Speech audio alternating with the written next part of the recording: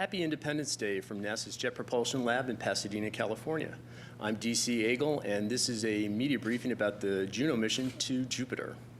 Well, Juno is currently 11 hours and 516,000 miles away from Jupiter, and tonight at 8:18 p.m. Pacific, it will fire its main engine for JOI, or Jupiter Orbit Insertion. Here to talk about Juno, the science of Jupiter and Juno, and Jupiter Orbit Insertion, we have with us today Jim Green, Director of Planetary Science, NASA Headquarters, Washington. Scott Bolton, Juno Principal Investigator, Southwest Research Institute in San Antonio.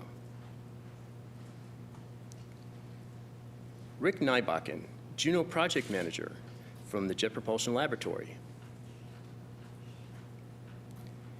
And Heidi Becker, Juno Radiation Monitoring Lead Investigator, and she is from JPL as well. And we'll start things off with Jim Green. Jim?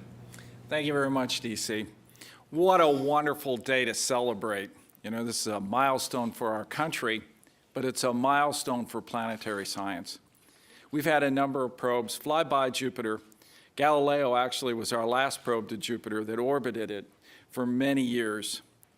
It studied the planet, but only surface deep, looked at all the moons, and now we have a chance with Juno to go back and study the planet in its own right. Juno was part of a program we call New Frontiers. It's the second in the series of New Frontiers missions. Last one was New Horizons, which flew by Pluto.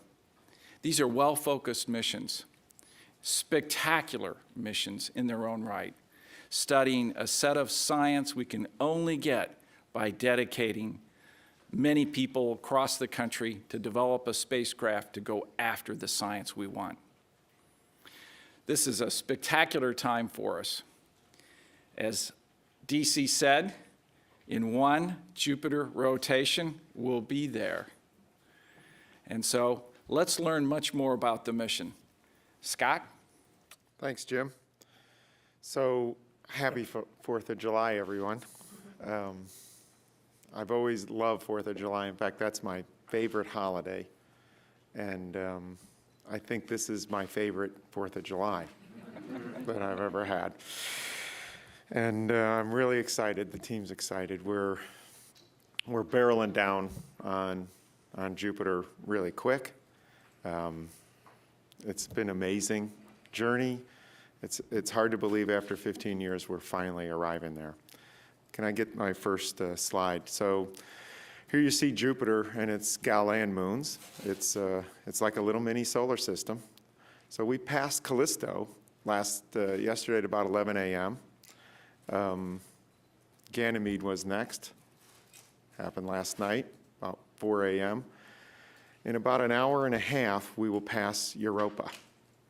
It's getting very real. And then finally, later this afternoon, a little after 2, we will pass Io, the innermost moon of the Galilean moons. And so we're headed there. It's happening. We're moving really fast through this system. Next slide. And here's where we're going. That's our target. Here is, you see, undoubtedly, and it is the king of our solar system. This is it, the largest planet, more massive than all the other planets and everything else in our solar system combined, other than the sun. This beautiful picture of its zones and belts, the great red spot, this incredible turbulent atmosphere. We've known it for many, many years. It's a gorgeous planet. What Juno's about is looking beneath that surface. We've got to go down and look at what's inside, see how it's built, how deep do these features go, learn about its real secrets. That's what Juno's about. Next slide. But it's not that easy. Here's what we're facing. So here you see a VLA image. This is a radio image of Jupiter, which is showing the extreme radiation belts that surround this planet. They're the equivalent idea of what we have around Earth called Van Allen radiation belts. But Jupiter's are on steroids. They're a very serious hazard.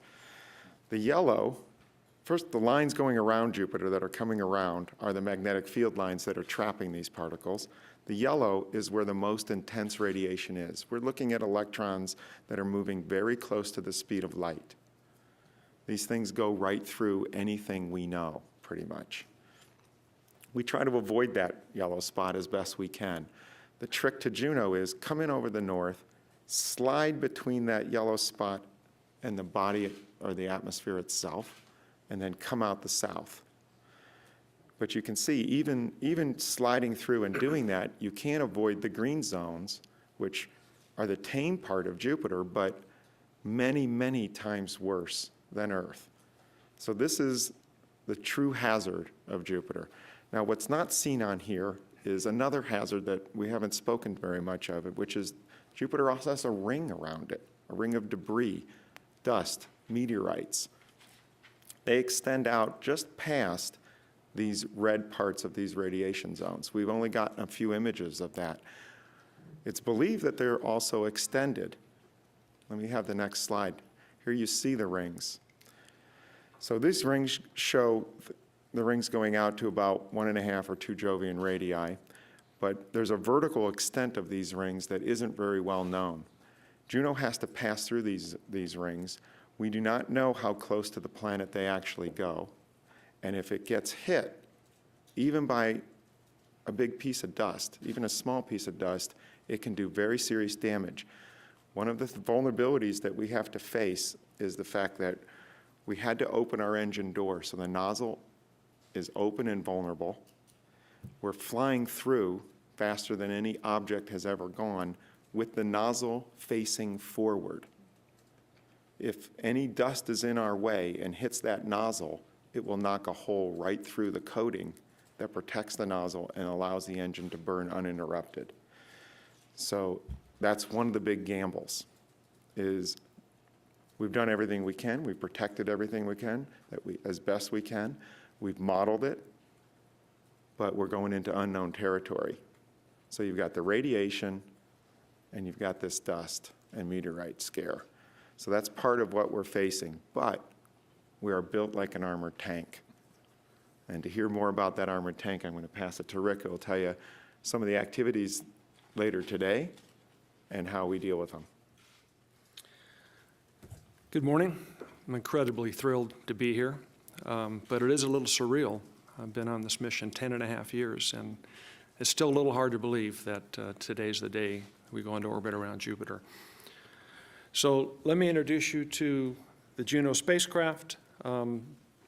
It's a spin-stabilized polar orbiter. It will operate farther from the sun than any other solar-powered mission in history, and it's the first solar-powered spacecraft to ever operate at Jupiter.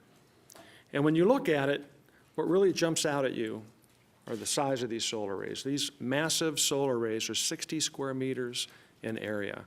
And even though we're receiving only 1/25 of the sunlight at Jupiter that we would at Earth, these massive arrays provide over 500 watts of power. We have 18,698 solar cells on these arrays. The other thing you notice when you think about this mission is, how do we protect our critical electronics, the electronics that control the main engine burn tonight? How do we protect them from this intense radiation environment?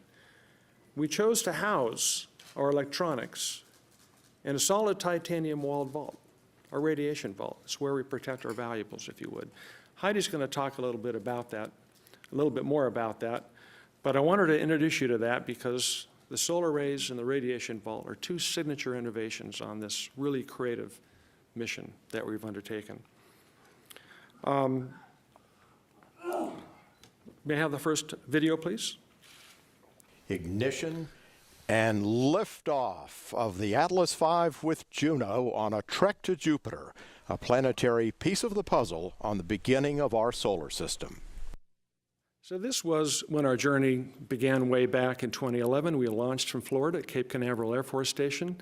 Our trajectory took us out past Mars orbit, where we fired our main engine twice. And we looped back around the sun and did an Earth flyby. We got incredible gravity assist here that added 70% of the velocity that we got from the launch vehicle.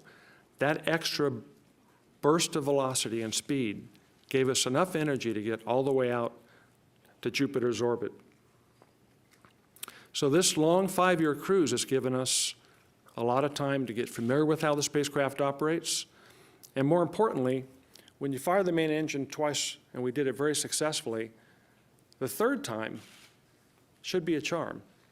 But there's a nuance here, and the nuance, this will be the first time we've ever fired the main engine at Jupiter. And it's a make or break for us. To help us succeed in that, even if we get a surprise from the environment, we added a capability called JOI restart, which means that if there is a computer reset for any reason, the sequence will cycle through and restart the engine automatically. We need to get into orbit tonight, and I'm very confident that we will. So let me show you a little bit more about the sequences that will take place tonight.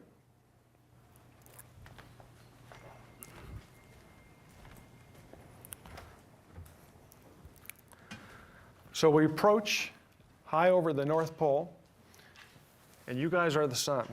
So the spacecraft is facing the sun until we start our turn right around the time we hit the North Pole. So we'll start our turn around 7:30 p.m. And we'll start to spin up at this point up to 5 RPM. We start our main engine burn around 8:18 p.m. all the way through closest to point approach to the planet. We'll complete the main engine burn around 8:53 p.m., spin down to 2 RPM, and then turn back to the sun. Very critical for a solar-powered mission.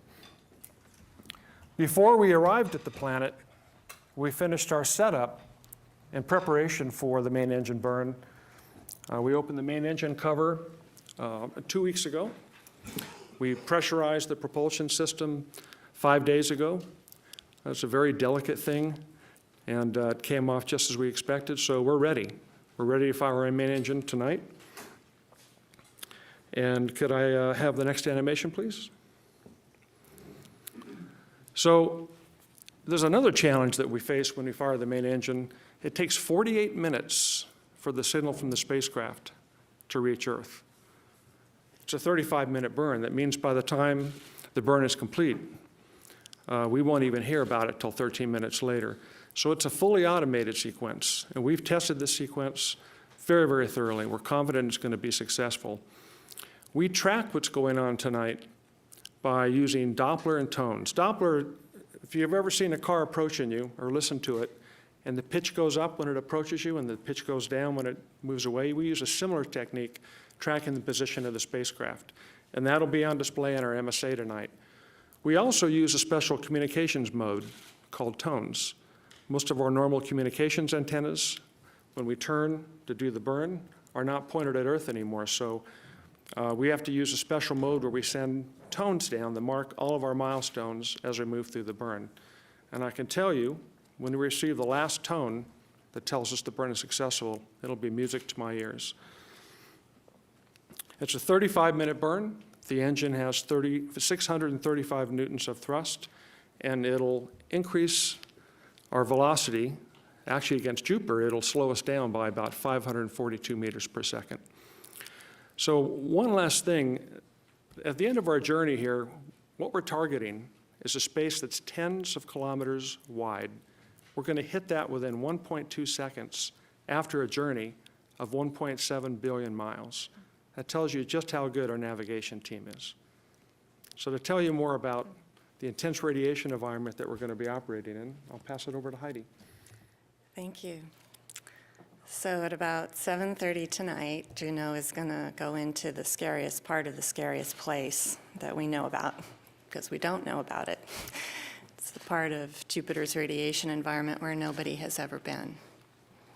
And as Scott mentioned, these are high-energy electrons that are so energetic, they're moving at the speed of light because Jupiter's magnetic field has accelerated them to the point where they will go right through a spacecraft and strip the atoms apart inside your electronics and fry your brain if you don't do anything about it. So we did a lot about it. But I'd like to show you exactly how those electrons are moving. And if I could have the first animation. So this is how fast they're really moving. They're spiraling around the magnetic field lines, and they're bouncing up and down between magnetic mirror points in a few seconds. Imagine something like that hitting you. This is only one. There will be millions and millions of them hitting Juno tonight.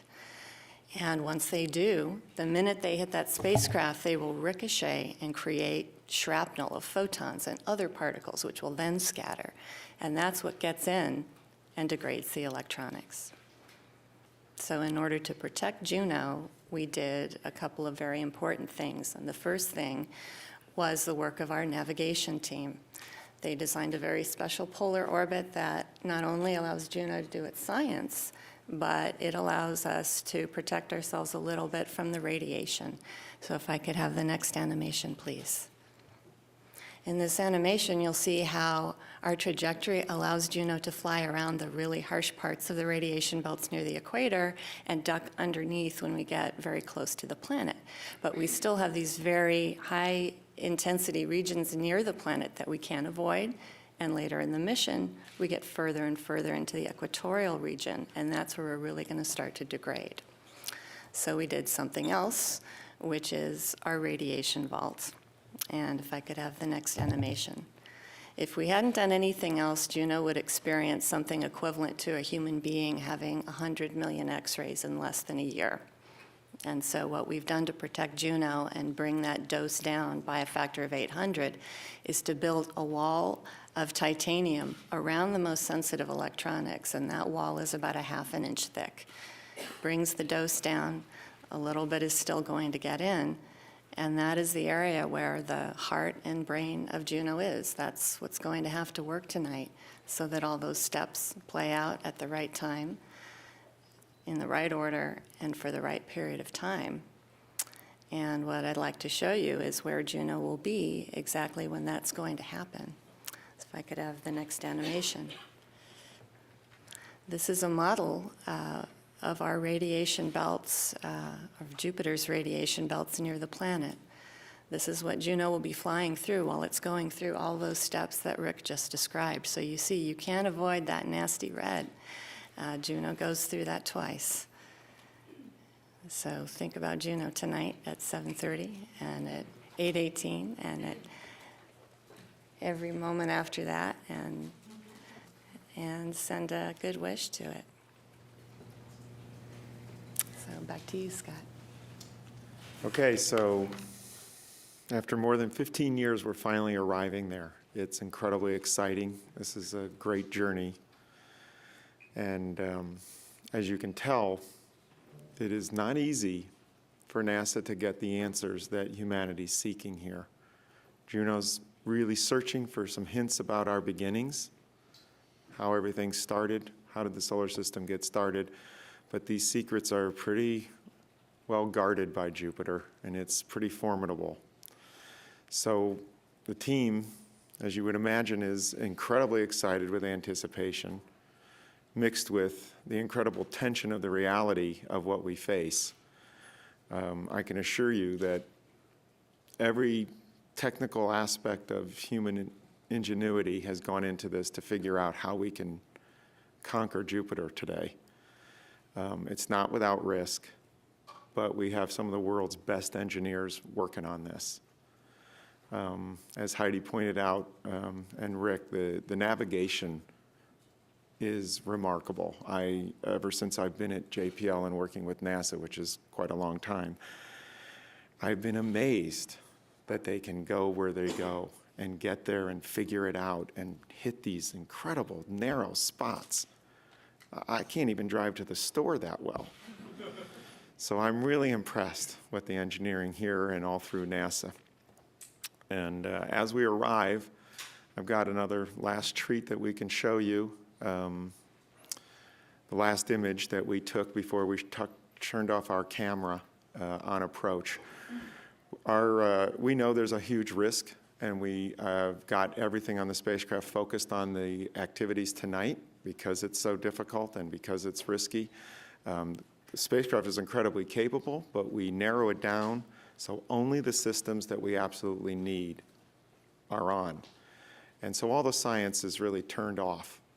And we did that 5 days out so that we could have the whole spacecraft and the team focused on the engineering.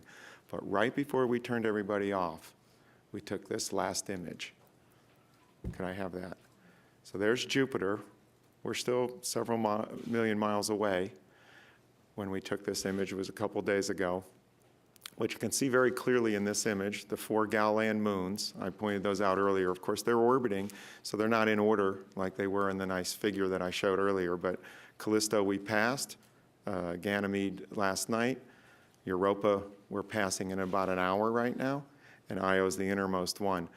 One of the best things that I love about this image is not only can you start to see the zones and belts, but if you look closely, you can actually see the red spot facing at us. And this is it. This is the beast we're going after.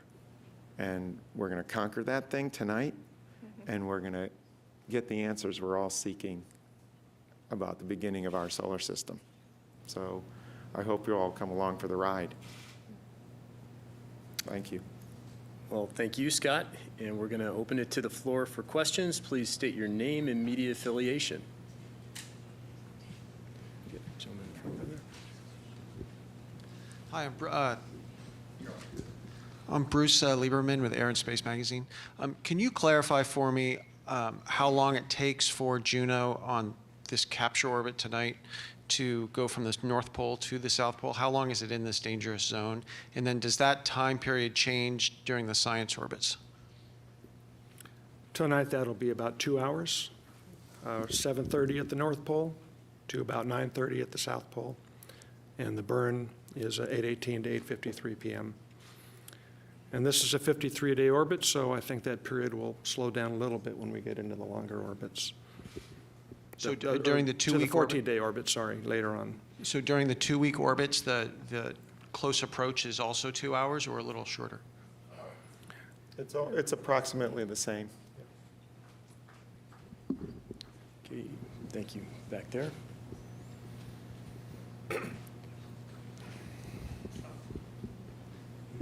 Hi, Joe Palka from NPR. A question about the tracking and the Doppler and the tones. Is it the same radio frequency that's sending the tones, that's sending the signal for measuring the Doppler shift, or are those two different radio systems? The tones are subcarriers positioned near the carrier. So the carrier is the high-frequency signal that we use to look at Doppler shift. And then the tones are where we typically would modulate or mix the data and the telemetry with the radio signal, but in this case, it's just a simple subcarrier tone. So it's slightly shifted off of the main carrier. So it's just sending a signal this way. It's not a return It's a time. one-way. It's a one-way transmission. It's a single frequency, just like you hear when you have an emergency broadcast system test in your car, and you just get that tone. And we have different frequency tones that are sent to mark different milestones. Thanks. Thank you. A reminder for reporters listening in who would like to ask a question, please hit *1. And we've got a question with the gentleman in blue in the back of the row. Pete Demetrio, KNX 1070 out of Los Angeles. 2 questions, if you would. From the time you begin the insertion, when will your telemetry tell you that indeed you're successful on coming on in and that you're getting data flow back? That's first rule. Second, radiation, wonderful. Things are coming into the speed of light. That's fine. Let's talk about human dimensions and human dynamics regarding radiation and what that spacecraft is going to survive. LD 100 for a human being is 600 rads over a space of 2 seconds. Give us an equivalent of what Juno is going to be taking a hit. Can you? I'm an old Cold Warrior, guys, so, you know, if those measurements are not up to you, I can clarify, okay? Sure. JOI will expose Juno to about 1 million dental x-rays, or 260 some rads. So about what, basically LD 25, lethal dose 25 for a human being, but you expect the titanium will be able to stop that and hold it out? It's certainly better.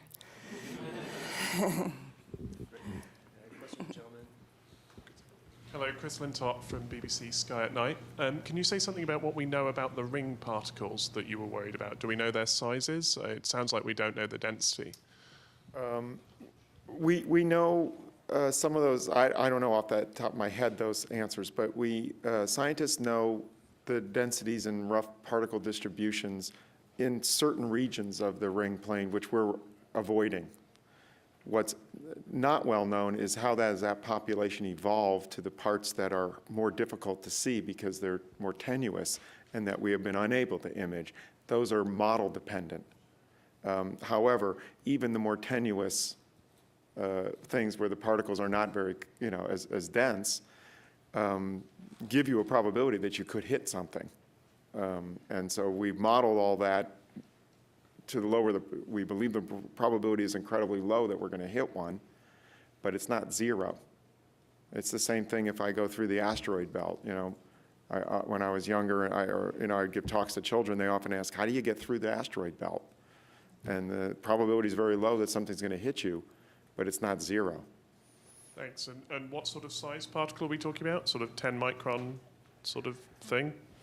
There's a distribution that isn't well understood, but even a 10 micron particle could do some damage moving at the speed that we're moving. I understand we have a question from the phone. Please state your name and media affiliation.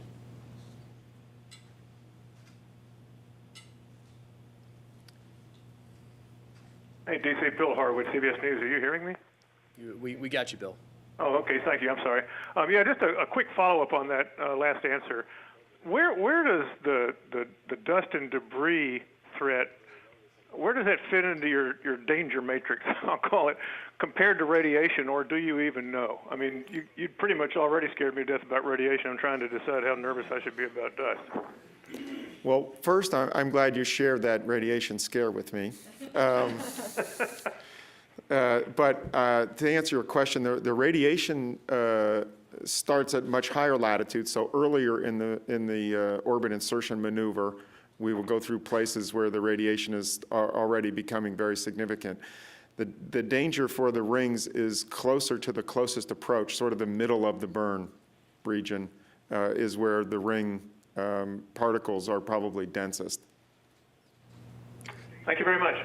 Okay, great. I understand we have another question from the phone. Please state your name and media affiliation.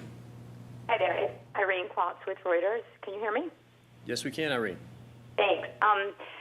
So Scott, considering radiation and dust and just the dynamics of the orbiter insertion burn, is there an overall probability of success tonight?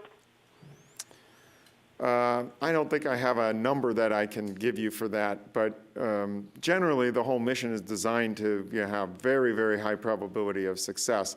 This one little piece is probably the highest risk, but I don't have a number I can throw out that says, we're this many % of probability of success. Thanks. And I also had a question for Jim Green, if you don't mind, not to take away from Juno, but I was wondering if you might be able to just comment a little bit about the decision on the Dawn extension to leave it around Ceres versus going to a third asteroid. Thanks. Sure. As many know, we've announced after an extensive peer review proposals that came in for 9 missions in planetary science that have completed their prime mission. The top recommendation is all these missions are returning fabulous data, and they need to continue to do so. In the case for Dawn, an option was presented to us to go to a separate location, another asteroid. And it comes at a time where Dawn would have to leave Ceres within the next couple weeks. The senior review took that into consideration, plus where Dawn was in completing the Ceres science and projecting forward with additional science that it could do while it remained at Ceres. And it was judged by the peer review science team that remaining at Ceres provided us the best science versus going to Adiona, which was an additional asteroid. So we accepted that recommendation and told all the teams that they have been extended. And that includes New Horizons flying out into the Kuiper Belt and flying by another Kuiper Belt object. Thank you, Jim. Go ahead, Irene. You have a follow-up? No, I just said thank you. All right, we're going to come back to JPL and see what's going on in the Von Karman Auditorium. Emily, I understand you have a question. Emily Lochtwala, the Planetary Society. I have 2 questions. One's quick. Which of the DSN antennae is going to be the one that's prime for receiving the signals this evening? Goldstone. We have 5 antennas at that complex, backed up and full overlap with 4 antennas at Canberra. Thank you. And then I know you had to turn off the science instruments almost 5 days ago now, but can you tell me, you already are exploring uncharted territory at Jupiter, flying at the latitude that you are. Is everything matching your models so far? As far as the radiation, you mean? We are not close enough to have anything that would be significant. What we did see is, as we mentioned earlier at a previous press conference, we released that we went through the bow shock and we entered into the magnetosphere. That happened much later than anybody had predicted, and so the general consensus is that the magnetosphere, at least the time that we went through that, was compressed, meaning it was being banged on by the solar wind more, so it shrunk up correspondingly. However, it's still within model constraints. That does not say a lot about the unknown territory. And in fact, there's no observation we could make this far away that would tell us something about the close-up zones, or we would have already made that with Galileo and Voyager, and we'd know what we were going in for. Great. Okay, we're going to come back to the room here. Lady in the orange, back row. Hello, it's Rebecca Morell from BBC News here.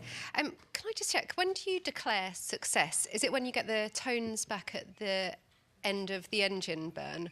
Or is it when you get the telemetry information back saying that Juno's where you want it to be? And when do you get that latter bit of information back about the telemetry information?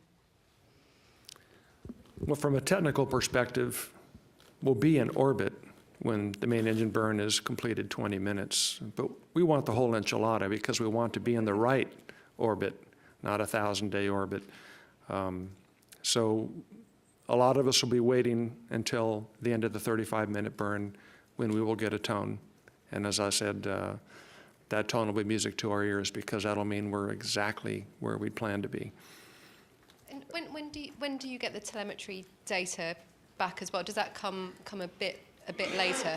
Well, all the times we've talked about here are Earth received times. So the main engine burn on the spacecraft completes at 7:30 Earth time, but we don't get the telemetry, it starts, and we don't get the telemetry telling us the burn started until 48 minutes later. So when we talk about 8:18 to 8:53 p.m., that's Earth received time. Okay, great. Thank you very much. Let me just add that everybody has a little bit different feeling when they relax. And I won't exhale until we're sun pointed again. Okay. So the engine burn is a huge thing, don't get me wrong, but until we're back on sun point, because we're solar powered, that's when I finally start to say, okay. Well, and what time, how long after, what time is that approximately? When do you get to rest? It's around 9:30. 9:30. By the time we'll spin down to 2 RPM and be turned back to sun. Great. Thank you. Okay, thank you, Rick. Any more questions from the gentleman in the back row there? Hi, good morning. Andrew Mullenbeck from KFI. How quickly do you begin learning information about Jupiter, and what sorts of information will you learn first? So the first orbit is 53 days long. So the next time we come close to Jupiter, which is where we really delve in and start to look for, have all the eyes and ears of Juno on, will be at the end of August. And even though that's really something to just sample and see how the instruments are going and check the environment very close before we go down to the 14-day orbits, we'll learn a huge amount from that first pass. But I'd also like to emphasize that on approach, as Emily already pointed out, we're getting data, we're looking at stuff. We shut off the instruments a couple of days ago, but we'd already started to look at Jupiter and its interaction with the solar wind and the aurora. And so the scientists are already combing through that data, learning about things. So we're already producing things that are scientifically important. But the real investigation of getting in close happens at the end of August. Thank you, Scott. And I understand we have a question from the phone. I believe it's Keith Cowling of NASA Watch. Keith? Hi, a question for you folks, for Dr. Bolton or anybody on the mission team. The last time you had a spacecraft in orbit around Jupiter, there really wasn't anything approved that would come back to be in orbit. Now, depending on who you listen to, you either have 1 or 2 missions to Europa. And so the question being, given that these orbital missions aren't that common or frequent, do you have a special section of the bleachers set aside for the Europa guys, like the cheap seats, to sort of look over your shoulder, given that although the radiation is at issue, the orbits may be different, nonetheless, it does represent a unique opportunity to look at a very difficult mission. So let me take that. What Keith is referring to is we have in the planning stage, and it's a very early planning stage, a formulation of a Europa mission. And because Europa is sitting in the radiation belts, it was well explained, and it's in a really tough environment, we had a couple decisions to make whether we could actually put something in orbit around Europa and allow it to last, and we find out it doesn't last very long. So we had to be more creative. And so concepts like Juno, where we can orbit the planet with specific flybys of Europa on multiple occasions over and over again, allows us to put together a complete picture of what Europa is like. This is exactly what Cassini is doing at Saturn by looking at multiple flybys of Titan. We have about 75 or 85% of the surface knowledge of Titan from those flybys. The Europa mission, though, is not about Jupiter. That'll be done by Juno. It's really all about Europa itself. So it's going to look at its composition. It's going to look at high-resolution imaging. We're going to look at the surface, how it changes over time, tidal forces. Ground-penetrating radar will tell us perhaps how deep the ice shell is at various locations, because we know underneath the ice shell is a huge ocean with perhaps twice the amount of water that we have here on Earth. So Jupiter's environment, where the tidal forces are so great, that's changing the structure of these satellites, these Galilean satellites, allow us to go back to Jupiter in another mission. So that's just at the drawing boards. We're not planning to put any instruments on this Europa mission that would delve into looking at Jupiter. It's all about Europa. Thank you, Jim. We're going to go back to the phones again for, I understand, Leo Enright of Irish TV. How are you doing today, Leo? Hi, DC. Good to hear you. This is a question for Rick, but I'm a bit reluctant to ask it, so maybe Jim and the scientists might want to kind of close their ears and hum. But I'm wondering if, in a situation where the engine burn for some reason doesn't work, has there been any contingency planning, or is there even any point in having contingency planning to try and do some data collection on what would, unfortunately in those circumstances, unlikely, would be a flyby mission?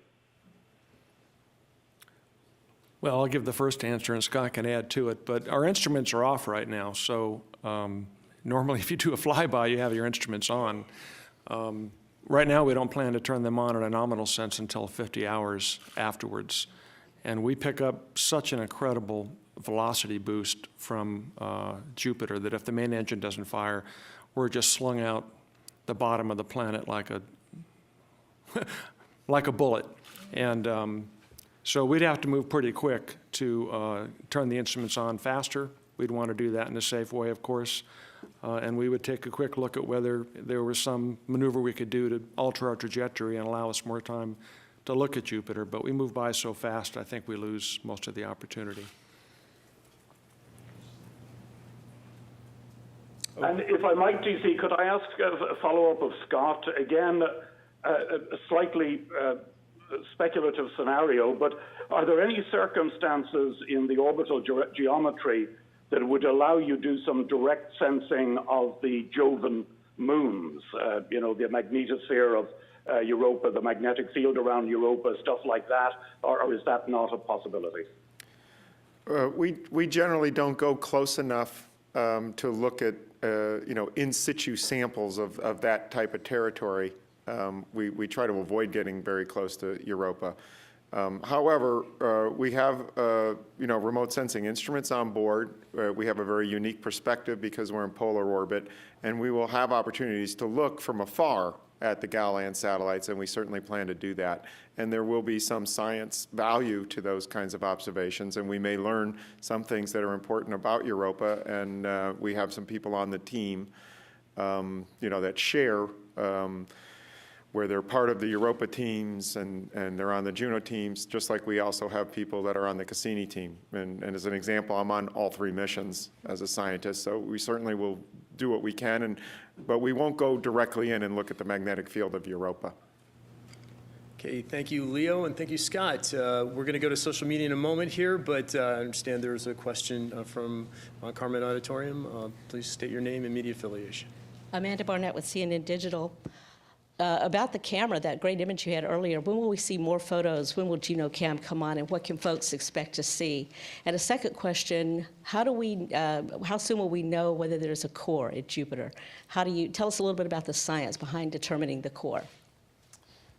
Okay, so first question was about the camera.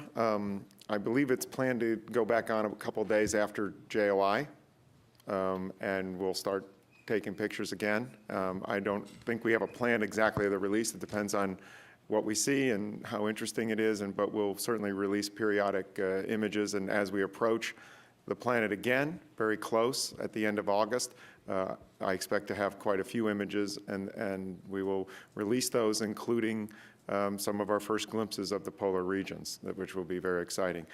What was the second question? I forgot, I'm sorry. About the core. Oh, the core, how do you right. detect the core? Tell a little bit about the science behind that and how soon you might know something. Okay, so the core works, the core science of trying to constrain whether Jupiter has a core of heavy elements is what that question is about, which is a very important question. It works a little bit similar to how Rick described knowing that we're in orbit. We're looking at the path of the spacecraft as it gets very, very close to Jupiter, and we're looking at how that path gets distorted by the pull and tug of Jupiter's gravity field. And one way to think of how we sensed whether there's a core or not is Jupiter is not a perfect sphere. It's what scientists call oblate, which means it's fatter in the middle than it is at the top. It's squashed. And as we fly by very, very close, we look at the signal from the radio and can tell how it's being changed, which gives us information about how squashed exactly is Jupiter. We have a very good measurement of how it's squashed, but to really sense what's going on inside, we need to add a lot of decimal points to that knowledge.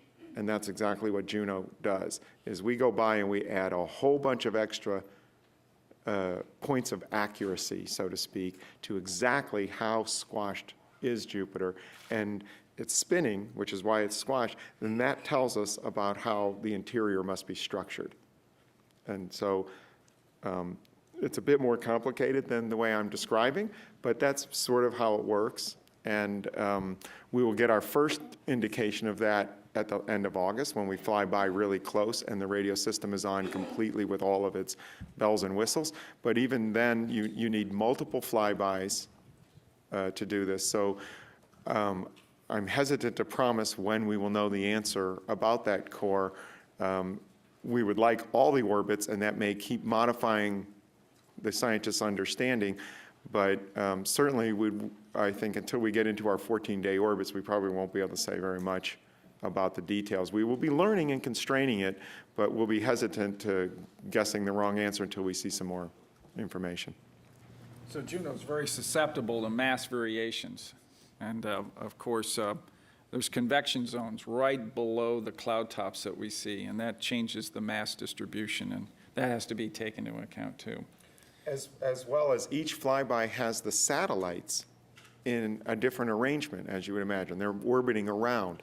So they're pulling and tugging on Jupiter as well, called tidal forces, the same way our moon works on us, which is why the ocean's fun to go in. So it's doing that to Jupiter's atmosphere as well. So each time we fly by, we also have to calculate where were the satellites and try to understand those. And you can learn about the interior of Jupiter by doing that as well. So each flyby, or I should say each orbit that we have, has a different longitude that we're passing, as well as a different arrangement of the satellites, and all of that goes into our database in order to interpret. Thank you, Scott. Understand we have at least one more question from Von Karman, but first we're off to the World Wide Web. Jason, do you have some social media questions?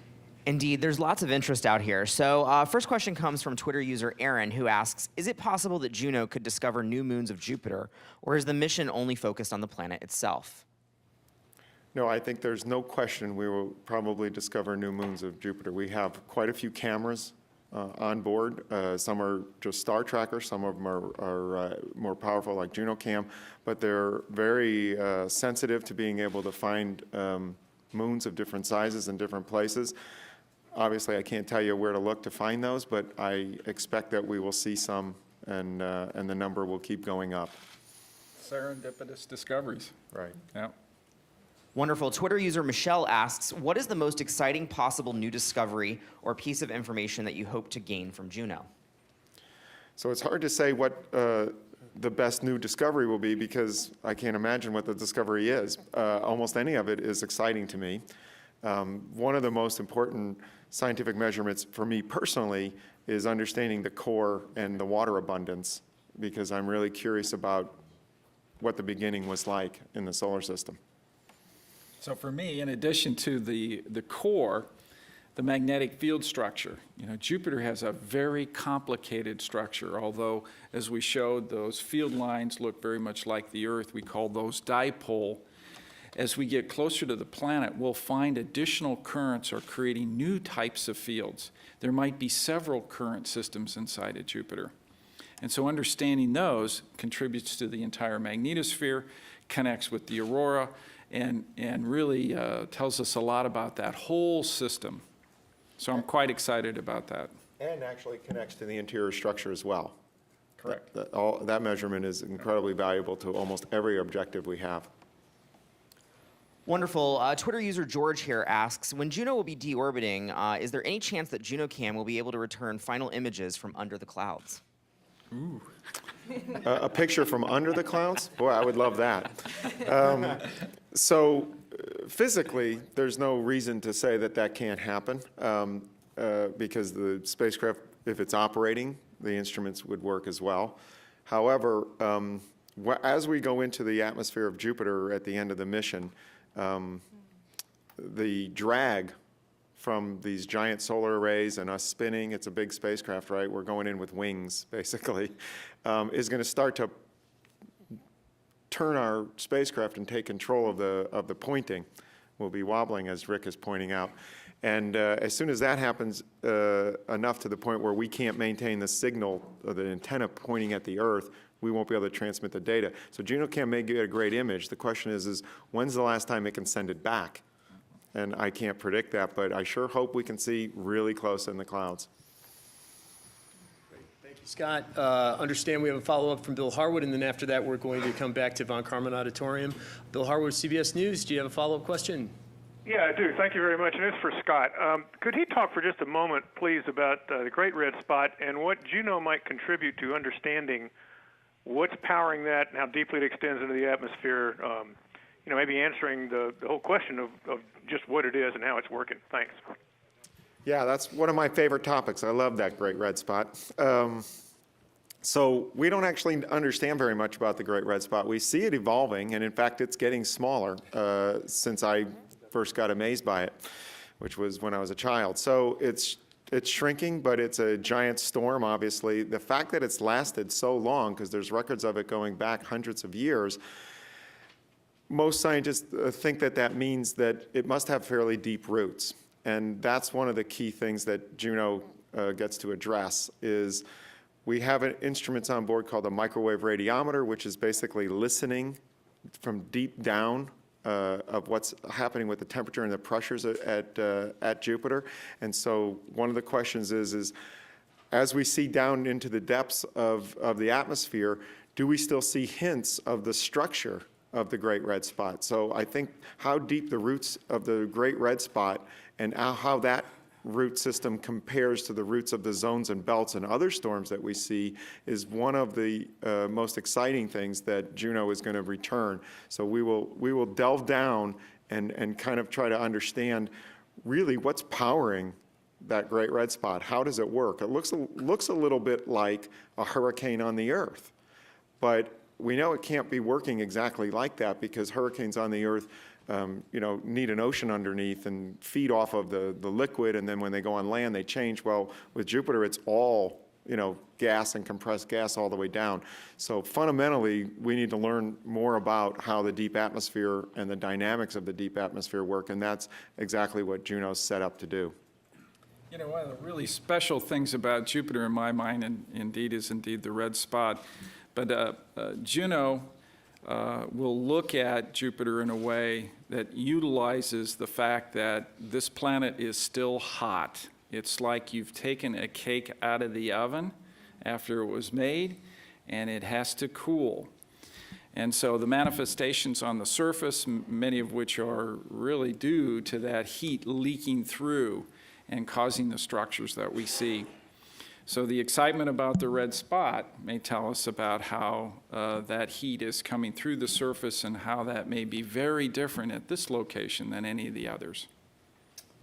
That's very true, Jim. And the other thing is as we fly over very close and over the red spot at times, we'll be also sensing the gravity, and we'll be trying to determine whether there's some sort of an enhanced signal. How much mass is tied into that Great Red Spot is one of the questions. Is there a bump? Can we detect that? What does it mean? And the heat coming out of Jupiter from different depths is the key to how the microwave really works and how it also determines the water abundance. Is the water abundance different near the Great Red Spot than other spots? We don't really know that, and Juno's poised to tell us about that as well. Thank you, Scott. We're going to go around the room here at Von Karman one last time. Here we have a couple of questions. This gentleman. Paul Verkamen from CNN. As you sit here, decades in the making, high risk, you've described the debris, radiation, and more. Your emotions right now as you're so close. It's hard to describe. I'm torn with the incredible excitement and anticipation with, oh my God, we're going in. It's really happening, and I know it's challenging. I mean, I know the business. NASA and JPL are in the business of taking challenges. We have to do it as a culture, as our society. If we're going to go after these hard questions, we got to do the hard problems, and we got to take chances and risks. But it's all so real right now. The risk is right in front of us. It's less, I hadn't heard DC say, we're within one Jupiter rotation.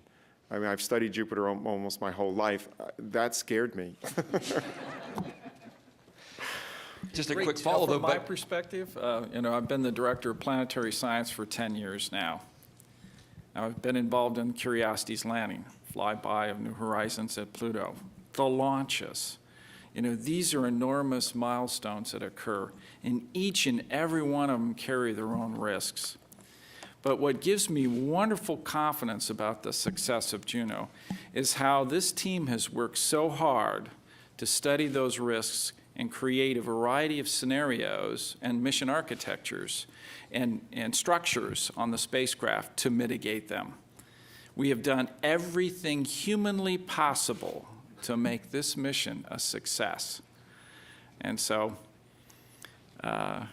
it's still a cliffhanger for me too. And yet somehow you haven't lost your sense of humor. What does it say about you all that you have 3 Lego figurines on board? That I wasn't thinking that much risk back then. Great, thank you very much. And we have one more question over there.